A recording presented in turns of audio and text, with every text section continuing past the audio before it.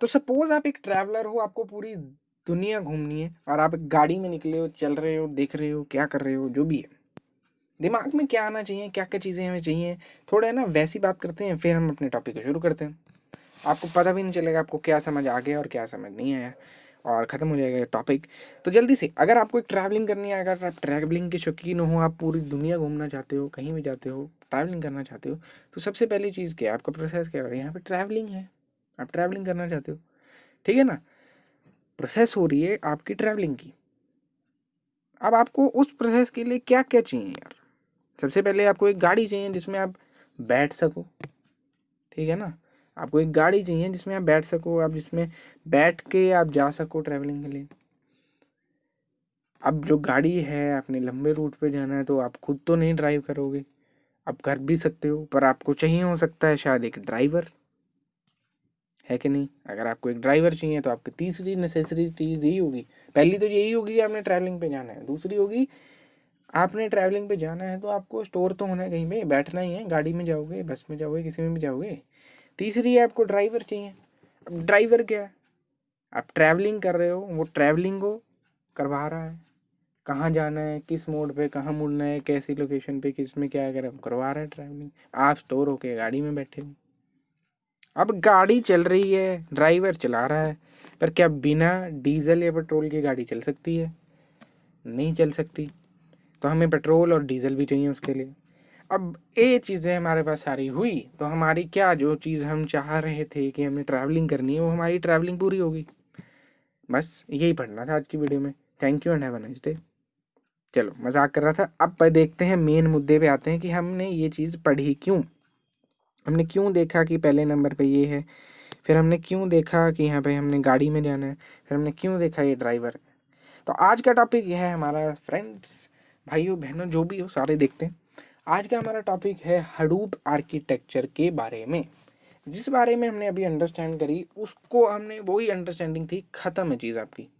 अब जो Hadoop architecture वो मेन है, क्योंकि पूरे हडूप के चैप्टर का हडूप आर्किटेक्चर जो टॉपिक है वही है बस। हडूप आर्किटेक्चर में जो हम चीज़ इस वीडियो में पढ़ेंगे उसको डिटेल में एक एक टॉपिक अलग पढ़ेंगे, और वो टॉपिक करके हमारा चैप्टर ख़त्म, खलास। अब देखो, अब ध्यान से देखना, ये बहुत ही ज़्यादा इंपॉर्टेंट चीज़ है। उसके बाद में आपको हर एक चीज़, हर एक जो हमने चार जो बोलता हूँ मैं हर एक वीडियो में कवर करते हैं, वो सारी चीज़ें कवर करेंगे। अभी कंसेप्ट बनाते हैं अपना, क्लियर करते हैं अंडरस्टैंडिंग को। सबसे पहले हमारे पास हडूप आर्किटेक्चर कुछ ऐसा है, देखो, एक ये हडूप है, यहाँ पे आपको पूरा दिख रहा होगा, ये आपको हडूप है, मैं यहाँ पे आपको बना के दिखा देता हूँ, ये देखो पूरा ये जो है हमारा ये हडूप है, ठीक है। जब हमारा ये हडूप है, हडूप के अंदर हमारे पास आ जाती हैं चार चीज़ें। सबसे पहले आ जाता है हमारे पास मैप रिड्यूस, दूसरे नंबर पे आ जाता है हमारे पास HDFS, तीसरे पे आ जाता है यान, चौथे पे आ जाता है हडूप कॉमन यूटिलिटी। अब दिमाग ख़राब हो सकता है, भाई यार हमें तो मैप रिड्यूस पता है और कुछ नहीं पता, और शायद आपको मैप रिड्यूस भी ना पता होता अगर मैं आपको पहले नहीं करवाता। अब आपको एक चीज़ पता है, तीन चीज़ें नहीं है, तो तीन चीज़ें नहीं करेंगे। अभी देखो मैप रिड्यूस क्या है, इसके हर एक के साथ में मैंने चीज़ भी लिखी हुई है क्या चीज़ है। अब आपका जब भी क्वेश्चन हडूप आर्किटेक्चर का आए तो मेन चीज़ आपकी है कि आपको ये जो डायग्राम है, ये फिगर है, ये डिपिक्शन है, आपको ये ध्यान में रखनी है, ख़त्म,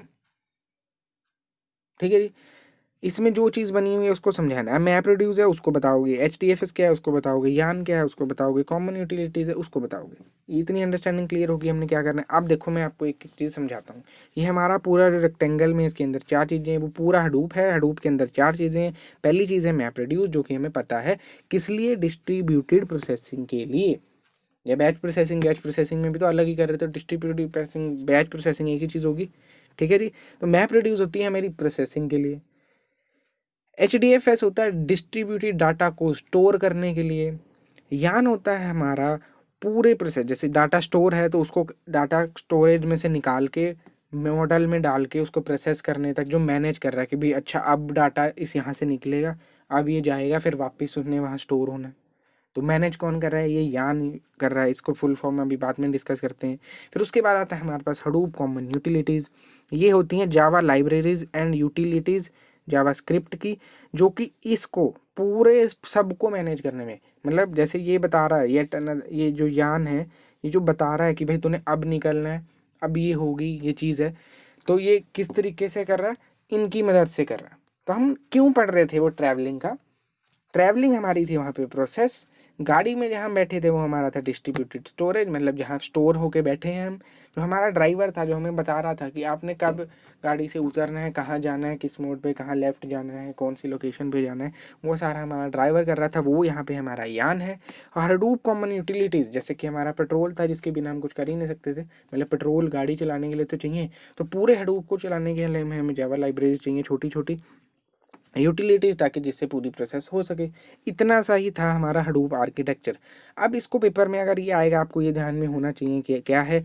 अब आपने क्या करना है, 4 पॉइंट बनाने हैं। सबसे पहले थोड़ा बहुत आप बताओगे हडूप आर्किटेक्चर क्या है, उसके बाद 4 पॉइंट्स बनेंगे। मैप रिड्यूस बता दो क्या है, HDFS बता दो क्या है, यान क्या है। ये अब इसको हम डिटेल में पढ़ते हैं। इससे पहले आपको बता दूं, हमेशा याद रखना, जो मैप रिड्यूस है प्रोसेसिंग के लिए होता है, HDFS स्टोरिंग के लिए होता है, यान होता है मैनेज करने के लिए। यहाँ पे आपको फिर से दिखा देता हूँ। यान होती है फुल फॉर्म यान की, येट अनदर रिसोर्स नेगोशिएटर। फिर से बोलेंगे, येट अनदर रिसोर्स नेगोशिएटर यान की फुल फॉर्म होती है। इसने रिसोर्स को मैनेज करना है कि कौन सी चीज़ कब कहाँ जाएगी, कैसे आएगी, वापस आएगी, अंदर आएगी, बाहर जाएगी। समझ पा रहे हो? ठीक है जी। जॉब शेड्यूलिंग का काम करता है और मेन हमारी जावा लाइब्रेरीज। आगे चलते हैं जी। अब देखते हैं हर एक चीज़ को डेप्थ में। हडूप आर्किटेक्चर 4 कंपोनेंट्स का होता है, हम पढ़ चुके हैं, ये हमने 4 लिख दिए हैं। अब एक एक को हम एक्सप्लेन करेंगे। Map reduce, this is a framework which helps Java programs to do parallel computing on data using key value pair. हम इसको अच्छी तरह अंडरस्टैंड कर चुके हैं। हमने वहाँ पे देखा था कि भाई बहुत सारे लार्ज डाटा सेट को एक मॉडल में हमने डालना है और प्रोसेस कर लेना है, उसको क्या कहते हैं, मैप रिड्यूस। तो अब आगे आगे पढ़ोगे, आपकी मैप रिड्यूस जितना आपने पढ़ा था उससे और अंडरस्टैंडिंग आपकी अच्छी होती जाएगी। अब इसमें क्या है, हमने मैप रिड्यूस के बारे में हमें पता है ना, बस अब कुछ नहीं है, अपने यहाँ पे बता देना। इसमें एक मैक टास्क होता है जिसमें हम इनपुट देते हैं, फिर रिड्यूस टास्क होता है जिससे हमारा आउटपुट आता है, बस। अब इसको खुद पढ़ लेना। सारा की वैल्यू पेयर में स्टोर होता है, तो हमने ये बता दी, the map task take input and converts into data set which can be computed in key value pair. मतलब कोई भी डाटा इनपुट हुआ उसको की वैल्यू पेयर में डाल देता है, वैल्यू असाइन नहीं कर देता मैप टास्क। उसके बाद हमारा जो आउटपुट है उन सबको आपस में इकट्ठे जोड़ देता है, रिड्यूस कर देता है, और हमारे पास रिड्यूसर जो हमें डिज़ायर्ड आउटपुट दे देते हैं जो हम चाहते हैं। अब हम देखो, ये जो है ना, HDFS हो गया, मैप रिड्यूस हो गया, हमारा यान हो गया, ये अलग अलग बड़े बड़े टॉपिक हैं जिसको हम अलग अलग करेंगे। इसमें से हम क्या कर चुके हैं, अभी तक हम मैप रिड्यूस डिटेल में कर चुके हैं। तो जो HDFS है और यान है, इसकी अभी हम यहाँ पे बेसिक आपको जो माइंड में होना चाहिए वो बिठा रहे हैं, कंसेप्ट वाली। डिटेल में हम इसको आगे आने वाली वीडियोज़ में करेंगे। ठीक है जी। अब हडूप में जो HDFS है वो हमेशा याद रखना स्टोरिंग के लिए होता है। ठीक है जी। हडूप में जो HDFS है वो स्टोरिंग के लिए होता है, ना। HDFS की फुल फॉर्म है Hadoop distributed file system. File को यहाँ पे स्टोर हो रही है, तो हडूप डिस्ट्रीब्यूटेड फाइल सिस्टम। अब डिस्ट्रीब्यूटेड क्या है, क्यों है डिस्ट्रीब्यूटेड, इसको हम अच्छी तरह अंडरस्टैंड करते हैं। इससे पहले आपको एक स्टोरी बता दूं कि बहुत साल पहले गूगल ने अपना एक पेपर लॉन्च किया था, इसका नाम था गूगल फाइल सिस्टम।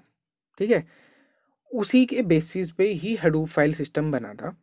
और इसका मेन क्या, अब इसका देखो, अब डिस्ट्रीब्यूटेड क्यों कह रहे हैं, क्यों, इसने स्टेट किया था, it states that file will be broken into blocks and stored in nodes over the distributed architecture. अब अभी आपको अगर मान लो नहीं समझ आता है, तो मैं आपको अच्छी तरह अंडरस्टैंड करने के लिए एक चीज़ मैं बता देता हूँ। आप कोई भी मान लो 15 MB की फ़ाइल है, ठीक है, तो ये 15 की 15 MB एक ही जगह नहीं स्टोर करेगा। हडूप डिस्ट्रीब्यूटेड फाइल सिस्टम में HDFS में अलग अलग नोड्स होती हैं। ठीक है, अब इमेजिन करना, नोड्स होती हैं, आपको अच्छी अगली वीडियो में अच्छी तरह रिप्रेजेंट दूंगा। नोड्स होती हैं, जो डाटा है जैसे 15 MB का, तो वो 3 भाग में, जितने भी पार्ट्स में उसने डिवाइड करना है, जो यूज़र तय करेगा उतने पार्ट्स में डिवाइड कर देता है। मान लो 15 MB का है, तो हम 3 जो 5 हैं, 5 MB के 3 एक नोड में कर देंगे, दूसरी एक नोड में और तीसरी एक नोड में। तो एक जगह नहीं होगा, और हर एक जो हमने ब्लॉक्स बनाए हैं उसकी ये कॉपी भी अपने साथ स्टोर करेंगे, जो हमने बोला नहीं था, रेजिलिएंट टू फेलियर, ताकि हम उसका बैकअप रख सकें। तो ये होता है हडूप डिस्ट्रीब्यूटेड फाइल सिस्टम। अब देखो थोड़े से और ब्रीफ, जो हमारा it consist of name node and data node, किसकी बात हो रही है, HDFS की। अभी तक हमने ये देखा है कि बस अभी आप यही ध्यान में रखो कि हडूप जो होता है डाटा को स्टोर करने के लिए होता है, बस। इसमें 2 तरह की नोड होती हैं, name node and data node. Data node बहुत सारी होती है, नेम नोड एक होती है। नेम नोड होती है मास्टर और डाटा नोड होती है स्लेव। बस मैं बिल्कुल डेप्थ में नहीं जा रहा, आपको अंडरस्टैंडिंग दे रहा हूँ, बस आपको पता होना चाहिए ताकि हम जब वो करें आपको पहली चीज़ें पता हो। हाँ ये देखो मैंने ये आपको लिखा है, मास्टर स्लेव आर्किटेक्चर फॉलो करते हैं क्योंकि जो नेम नोड होगी हमारी फॉलो वो होगी और वो वाली हमारी होगी। अब हमारे पास आता है यान। यान की आपने अभी फुल फॉर्म देखो, येट अनदर रिसोर्स नेगोशिएटर। इसका काम क्या है, जॉब शेड्यूलिंग का एंड रिसोर्स मैनेजमेंट का। इसको डिटेल में हम अगली वीडियो में पढ़ेंगे। इसके बाद हमारे पास आती है Hadoop common. Hadoop common utilities मतलब छोटी मोटी जावा की यूटिलिटीज़ हैं, जैसे हमारे केस में पेट्रोल था, डीजल था, जिससे कि ये सारी प्रोसेसेस होती हैं, अंदर जाना बाहर आना सब कुछ। तो आज की वीडियो के लिए बस इतना ही था यार। अगर आपको समझ आया है, अच्छी तरह अंडरस्टैंडिंग क्लियर है, मुश्किल नहीं लग रहा, क्योंकि मुश्किल चीज़ें हैं आपको आसान बना के बताई जा रही हैं। क्योंकि जब मैं इसको कर रहा था तो थोड़ी मुश्किल लग रही थी, पर अगर आपको आसान लग रही है तो एक अचीवमेंट है, क्योंकि आपको आसान लग रही है तो अच्छी बात है। ठीक है जी, आसान बना दी गई है। तो आज की वीडियो के लिए बस इतना ही था। Sudhanshu Sharma signing off from CS crowd. Thank you and have a nice day.